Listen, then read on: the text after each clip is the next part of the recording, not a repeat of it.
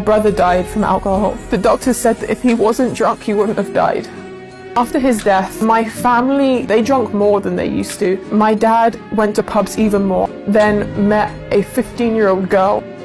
He ran away with a 15-year-old girl, and he left his entire family behind. My entire family split in half. I never saw my dad again. I grew up hating alcohol. I hated parties. But as I started getting older, everyone said, if you go to these clubs, you'll meet the right people. So I started doing it for that reason. I went to a nightclub. I ended up in hospital because somebody tried to kidnap me. I was in an awful state, thinking, why did I do this to myself? And when I came to Turkey, I stood between Blue Mosque and Hagia Sophia, and just hearing the azan, that is so beautiful, that is so peaceful. And I had an hour journey back to my hostel. I didn't know the way, so I got my phone out, I was ready to Google Map, and then my phone that was on 50% battery just died. I thought, God, if you're real, help me get back to my hostel. And in that moment, in a very, very, very, very long time, I wasn't anxious. Subhanallah, I just walked straight to my hostel. I didn't take a single wrong turn. Nobody helped me. Subhanallah, it wasn't me, it was Allah. And after that, I just kept learning. I kept reading the Quran, and lockdown forced me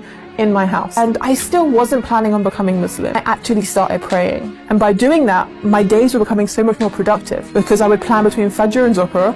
I would do this, and this. And then Ramadan came. I started doing Ramadan. I was fasting, I was praying, and between that, I was just learning about Islam. That was all I was doing with my time. Nothing in my life has given me this feeling. And because of that feeling, that's when I started taking it seriously. And I started going, this is from God, because only God can give me that contentment. I cried the entire night I became Muslim. I did it over and over again because I was worried that I was doing it wrong.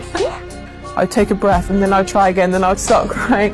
So I did my Shahada technically multiple times. The feeling was like I found my purpose. When you're a non-Muslim, you have nothing to focus on, but then all of a sudden we're given guidelines to follow, and then the goal becomes clearer. You know where you're going, why you're going there, what you're going to get at the end of it, and that's Jannah, inshallah. And that goal towards Jannah is such an easier life to live than a life of not knowing where you're going.